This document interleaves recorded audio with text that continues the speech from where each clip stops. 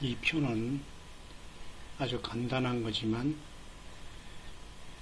지금 현재 우리가 성경을 문자적으로 수적으로 보면 누구든지 이 정도의 이것의 하나님의 경륜을 알고 있어야 됩니다. 이것은 바로 여기에 판권이 있습니다. 제가 이것을 인용하는 겁니다. 성경의 역사를 이렇게 우리가 쉽게 좀 자꾸 알아야 되니까요. 자꾸 우리가 지금 신비에 새기고 성령님의 역사를 우리가 성령의 기름 부음을 충만하게 받기 위해서는 계속 하나님의 말씀을 되새김질 해야 됩니다. 예수님은 초림으로 이 땅에 오셨습니다. 이사야서 53장 고난받는 종으로, 그죠? 그가 찔림은 우리의 허물을 인하며 그가 상함은 우리의 죄악을 인함이라. 그가 징계를 받음으로 우리가 평화를 누리고 그가 채찍에 맞음으로 우리가 나음을 입었도다.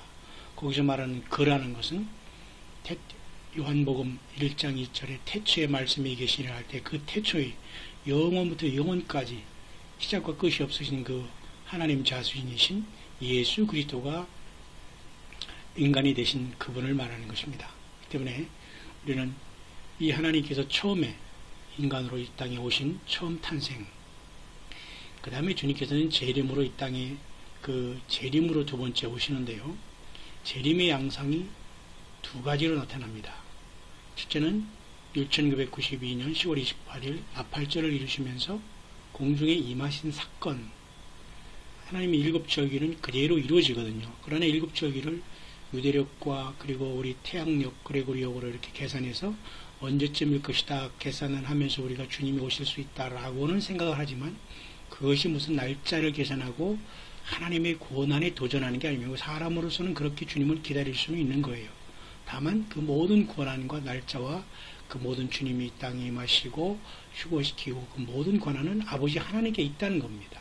그래서 재림은 이와 같이 교회가 공중에서 주님을 영접하는 사건과 그리고 이 땅에 지상으로 재림하신 사건 이 사이에는 7년간의 요한계시록 6장에서 19장 또는 18장까지 그 기간이 있다는 겁니다.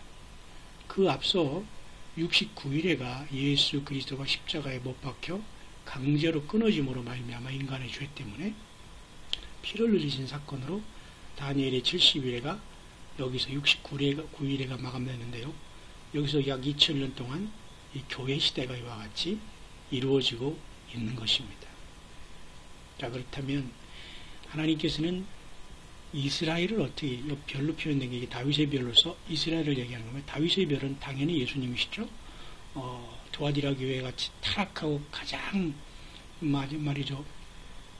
이단과 우상 숭배와 그 속에 빠진 그 교회에도 하나님은 이기는 자, 그런 와중에서도 이기는 자들에게는 주님께서 새벽별을 준다고 했습니다.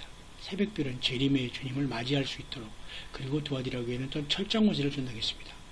빌라델비아 교회도 아닌데도 불구하고 왜 그만큼 타락하고 정말 하나님의 말씀 왜곡된 곳에서 예수 그리스도의 믿음을 지키는 자들에게는 또 그만큼 주님이 주신다는, 별을 보니까 갑자기 생각나고요.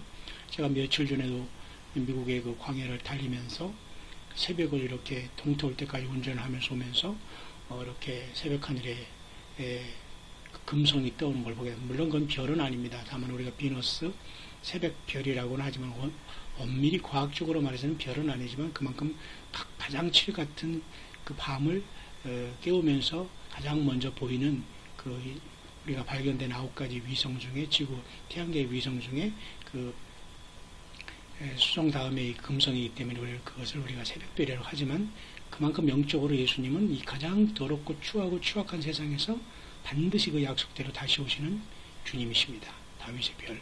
그래서 우리는 이 유대인은 하나님의 눈동자로서 이 세상의 시계와 시계 역할을 감당하는데요.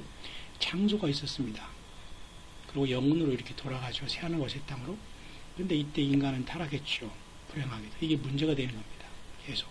그래서 하나님께서는 창세기 12장이 아브라함을 하나님께서 갈대아우르에서 불러내심으로써 다윗의 후손으로 다윗의 사자, 유다지파의 사자 다윗의 뿌리가 이긴 예수 그리스도 하나님이 인간이 되실 수 있는 통로 혈통이 바로 이 다윗의 뿌리인 유대로 오야 되기 때문에 하나님께서는 이스라엘을 형성하시면서 모세에게 이렇게 율법 10계명을 주시고 또한 레위기 제사 율법을 주시면서 이렇게 역사를 해오신 것입니다. 그러나 결국 이스라엘도 솔로몬 다윗 왕 후에 솔로몬 이후로 남북쪽으로 갈라졌다가 이렇게 흩어져 버렸죠. 온 세계로. 타락하면 하나님께서 이렇게 여지없이 징계를 주시는 겁니다. 그래서 결국 주님께서 때가 참에 갈라디아 4장 4절 말씀대로 하나님이 카이로스 시간때 오셨죠. 그리고 그분은 부활 승천하셨습니다.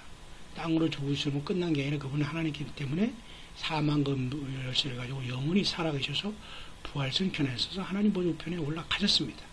다시 성령님으로 이 땅에 주님이 다시 오셔서 인비저블 보이지 않는 주님으로 성령으로 우리 교회 안에 내주하시면서 2000년 동안을 지금 마지막 막는 자로서 이 세상에 주님의 몸내 교회들을 계속해서 양육시켜 어린 양의 생명책에 기록하면서 하늘 백성들을 삼는 것입니다. 그런데 묘하게도 이스라엘 백성들이 AD 70년 이렇게 또 한 번 망하게 되죠.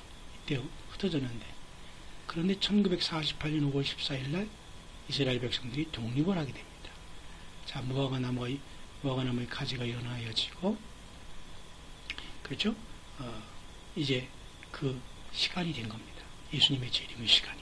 이로부터 올해가 벌써 70년이 됐고 우리나라는 1945년부터 70년간의 이방인의 한일인 70년이 끝나고 2015년이 이미 70년이 끝난 시절에 우리는 살고 있습니다. 그래서 우리 2017년 어간에 우리는 살고 있기 때문에 매우 중요한, 이게 무슨 종말론조이자니 뭐 세상 도피하는 사람들이 뭐 만들어내는 거짓말이니 사탄의 전략이니 뭐 이런 식으로 하는 사람 치고 성경을 제대로 아는 사람이 없습니다. 또 알아도 이상하게 잘못 알아두겠죠. 여러분, 주님의 영광스럽게 주님을 공중에서 맞는 교회의 휴거가 눈앞에 와 있다는 겁니다. 그래서 우리는 참 교회 안에 들어 있어야 한다는 겁니다.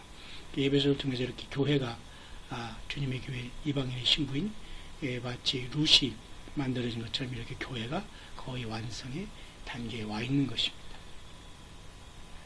그래서 우리는 곧 이제 이렇게 되면 7년 대환란 마지막 70번째 일회인 한일회가 남아있는데 이때부터 바로 한일회가 멈췄다가 교회가 떠난 다음에 스타트가 된 겁니다. 이때 바로 등장하는 것이 적그리스도와 거짓 선지자 용이 등장해서 세상을 666으로 완전히 세상을 가두게 되는 겁니다. 그래서 교회는 떠날 수밖에 없어요. 예수님의 피로 6월에서 이 지구를 탈출해야 되는 겁니다.